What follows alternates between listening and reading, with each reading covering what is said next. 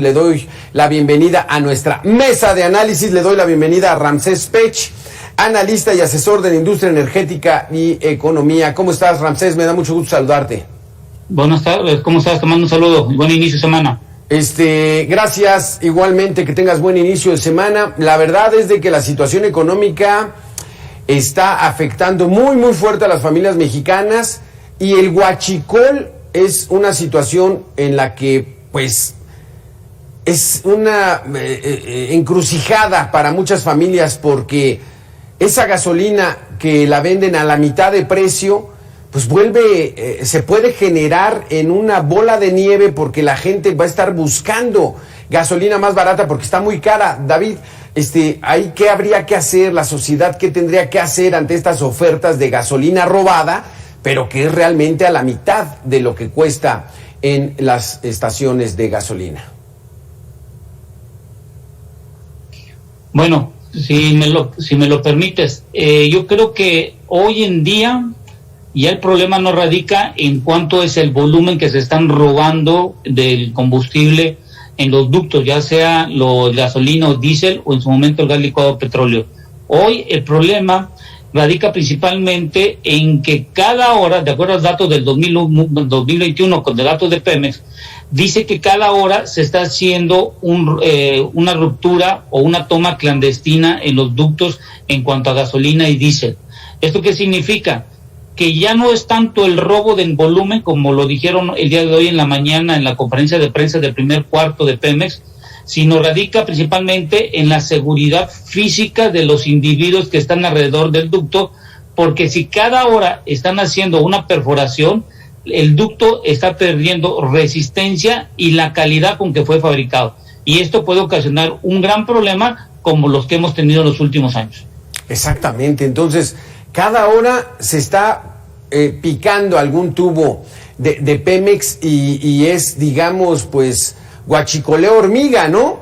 Son ya poquitos litros, pero de todos modos el riesgo sigue latente, porque ya nos acordamos de Tlahuelilpan. Hace ya 3 años de esa tragedia murieron 138 personas, pero de inmediato el discurso fue: ya casi no hay huachicol, hemos reducido el 90%. ¿Serán esos los datos reales, David? Ramsés. Sí, son los datos en cuanto al volumen de barriles que se están tomando, pero en cuanto a los números de perforaciones que se están realizando, bueno, dista mucho, porque es una mayor cantidad de veces que están haciendo. ¿Qué es lo que está sucediendo? Que es muy complicado que Pemex y las autoridades puedan revisar kilómetros y kilómetros de ductos, a veces en zonas muy complicadas de acceder, y esto es lo que origina que si no son descubiertos en un punto, se van a otro, y cada hora están haciendo una perforación. Te comento, por ejemplo, en Hidalgo, cada 2 horas se está haciendo una perforación en el 2021. En el Estado de México, cada 5 horas, en Puebla cada 5 horas, en Guanajuato cada 17 horas, y así sucesivamente podemos tener un sinnúmero de datos que se pueden tener por estado. Pero aquí el problema es, cada vez que tú o alguien está realizando una perforación, y eso se lo comento al público que nos está escuchando, está debilitando al ducto y está poniendo en riesgo a la comunidad donde está este ducto. Creo que hoy lo importante ya no es tanto el volumen, sino el riesgo que están teniendo las familias, porque una ruptura es muy complicado. Es como que yo te dijera que pusieras un tubo en tu casa del agua y con un taladro cada hora lo estuvieras perforando. Imagínate en un periodo de tiempo qué fuga se te va a ocurrir en tu casa, y va a ser más complicado. Y estas fueron cifras que dieron oficiales. Ramsés, vamos a darle la bienvenida a David Saucedo, especialista en seguridad. David, ¿qué tal? ¿Cómo estás? Buena tarde. ¿Qué tal? Qué gusto saludarlos. Un placer estar con ustedes el día de hoy. Estamos aquí platicando con Ramsés Pech, esto del tema del huachicol, luego de lo de Tlahuelilpan, esa explosión atroz donde la gente iba corriendo como una bola de fuego, con ese festín que se estaban dando con esa fuga tremenda de gasolina y todo el mundo cargando sus bidones. ¿Cómo nos encontramos a 3 años de esa tragedia, David? Mira, el panorama es difícil de descifrar en virtud de que la numeralia, las métricas que presenta el gobierno federal no coinciden con la información que tenemos acerca de lo que habría sido la reducción en materia de robo de combustible robado. Hay un dato muy sensible que se ha manejado de manera insistente por distintos medios, por distintos analistas. El gobierno federal argumenta que ha habido una reducción en el número de litros de gasolina que no son robados de los ductos de Pemex, pero en contraparte los ingresos por el concepto de venta de gasolina no se incrementan. Es decir, por definición, si hubiera menos robo de gasolina, pues habría más facturación e ingresos por la venta de este combustible. Por otro lado, el combate al huachicol se ha circunscrito esencialmente a tratar de evitar que las células criminales perforen los ductos de Pemex. Sin embargo, como se documentó en su momento en el caso de la refinería de Salamanca, se sabe que gran parte del huachicoleo era producto no de la perforación de ductos, sino del robo al interior de la propia refinería, es decir, en colusión con las autoridades dedicadas a la protección, los guardias de seguridad dedicadas a la protección de las instalaciones de Pemex, por un lado, y por el otro, de funcionarios e integrantes del Sindicato de Petróleos Mexicanos. Además, las redes de huachicoleo no solo son la célula criminal que ordeña los ductos, sino también las redes de macrocompradores, empresas, constructoras, rutas de transporte, líneas de transporte de pasajeros, que se sabe han estado lucrando con la adquisición de combustible robado. Es decir, únicamente estamos atacando una parte del problema que es la más visible en efecto, la que genera mayor impacto mediático, que son las células criminales que se encargan de la perforación de los ductos, pero no así toda la cadena de comercialización. Es como si en el caso del narcomenudeo únicamente combatiéramos los narcolaboratorios sin combatir el narcomenudeo, el lavado de dinero, las redes de protección policial que hay en torno a los narcotraficantes. Es decir, hace falta un combate integral al robo de combustible de Pemex. En las últimas administraciones, Ramsés, ¿desde cuándo se detectó este robo tan desmedido de combustible? ¿Y cómo vamos, digamos, con relación, aquí tratando de ser lo más objetivos, cómo vamos con relación a los gobiernos anteriores con esta administración? Estado y continuará dependiendo mucho de la estrategia que se quiere hacer. ¿Por qué ha estado? Porque se tenía lo que se llamaba el sistema SCADA y se sabía cuando había un robo de combustible por la caída de presión. Eso lo hemos observado en varios puntos que se han la parte de los robos de ductos.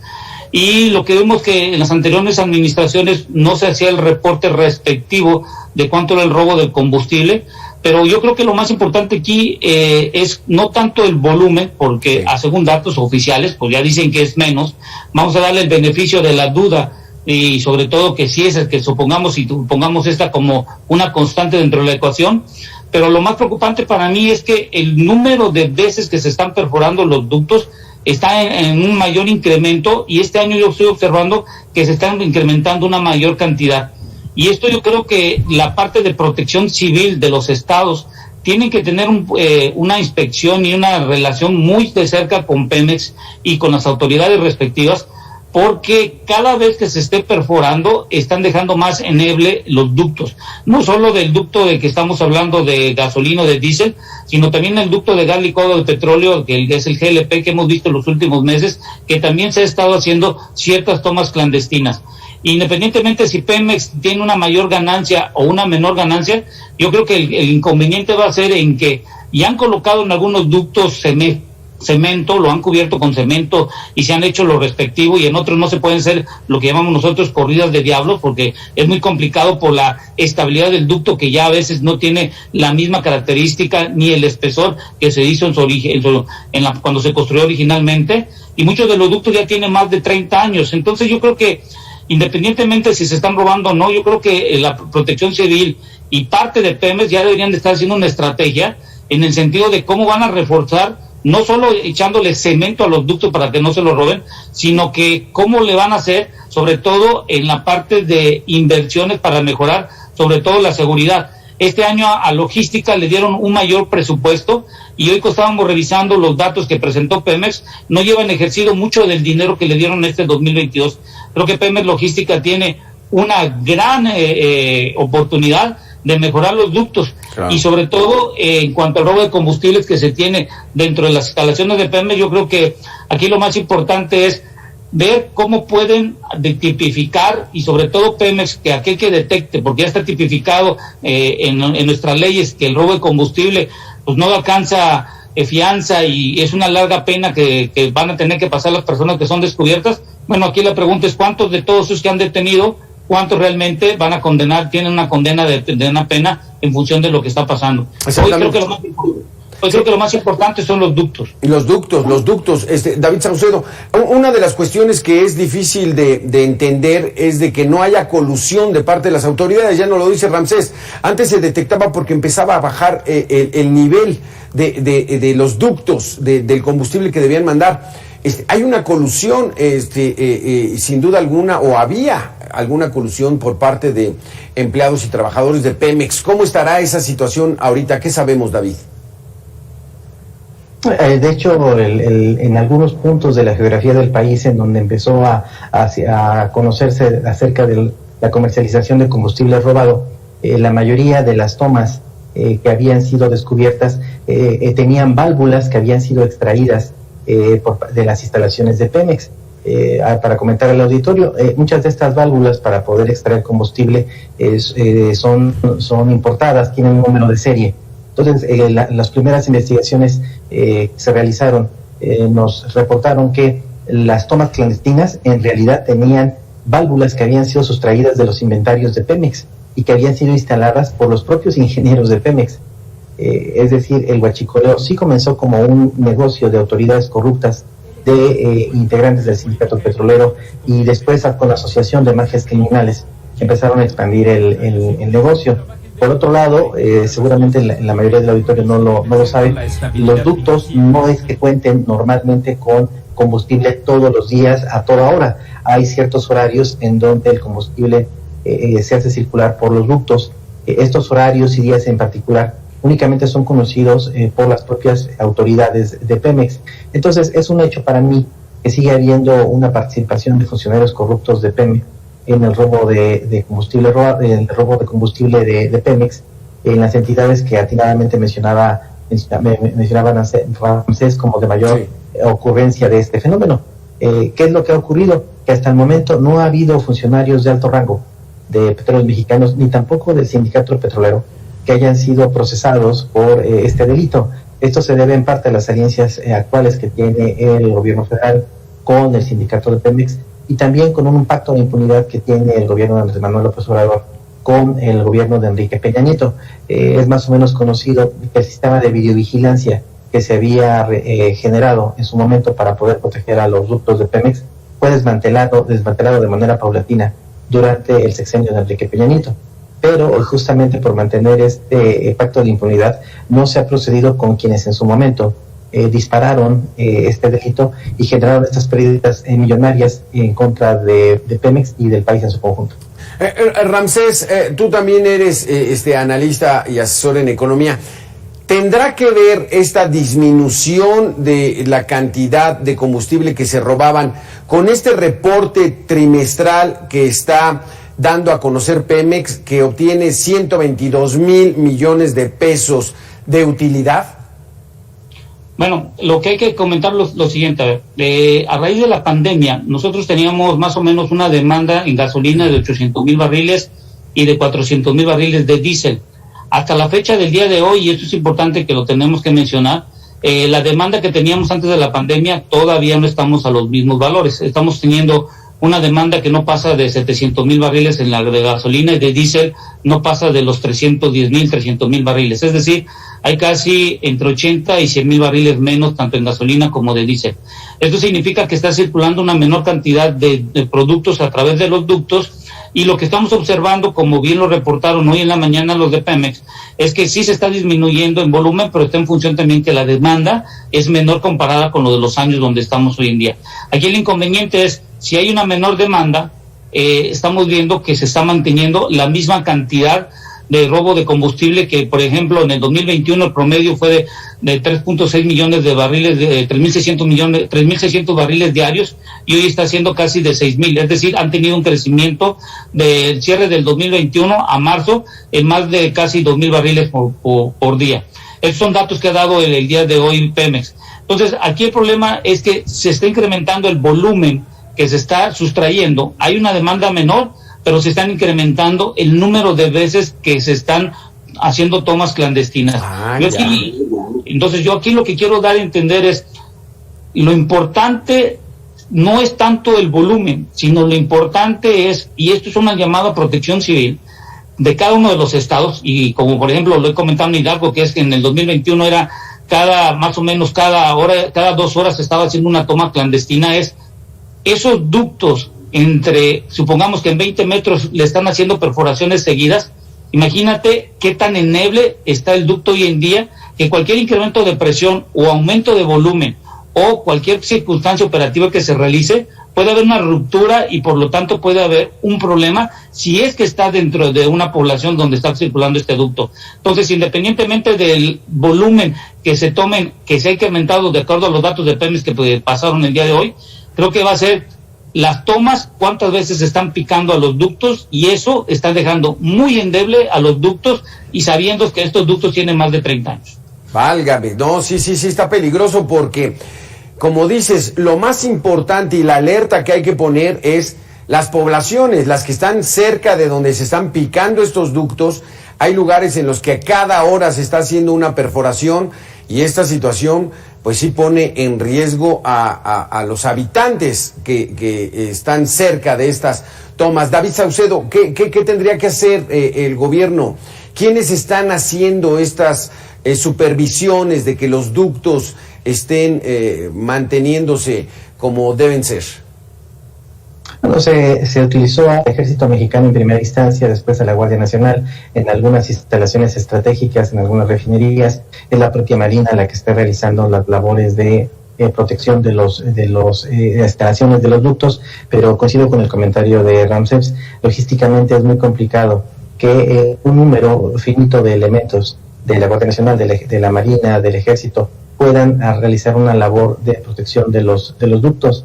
Tendría que instalarse algún grupo de elementos de las Fuerzas Armadas en cada cierto tramo para poder realizar una cobertura específica. Se ha comentado mucho la posibilidad de realizar labores de protección mediante sistemas de monitoreo aéreo, es decir, con drones. También hay tecnologías acústicas, fotosensibles, con el objeto de poder detectar cuando un ducto está siendo objeto de algún tipo de perforación ilegal. Se requiere hacer una inversión millonaria. En los hechos, lo que se tiene que hacer es una combinación de tecnologías, de uso de tecnologías como las que acabamos de mencionar, con supervisión humana, evidentemente, también con la utilización de ductos de nueva generación antiperforación, pero que son ductos muy caros que se utilizan en otros países del mundo. Tendría que realizarse una inversión muy importante para poder evitar que se dé este robo de combustible. Por supuesto, atacar a las mafias criminales dedicadas a estas actividades, muchas de las cuales no solo se dedican al huachicol, sino también tienen un portafolio de actividades delincuenciales amplio: secuestro, extorsión, robo de transporte de carga. Lamentablemente hay comunidades enteras en varios estados del país que ya se dedican de manera regular a la extracción y comercialización de combustible. Este episodio que señalabas muy al principio del reportaje, donde hubo pues el estallido de un ducto y escenas apocalípticas de personas en llamas, sí, incendiadas calcinadas por el estallido de un ducto. Lamentablemente hay comunidades que ya se dedican específicamente a esta actividad criminal y que lo han hecho su modus vivendi. Los grupos criminales se aprovechan de esta necesidad que tienen las personas, sí, de llegarse a un ingreso, con el enorme riesgo que corren al realizar una perforación sin tener la capacidad técnica para realizarla. Es decir, es un problema que es multicausal y que requeriría una atención muy particular para poder enfrentarle y poder diluir de manera definitiva esta extracción ilegal de combustible de los ductos de Pemex.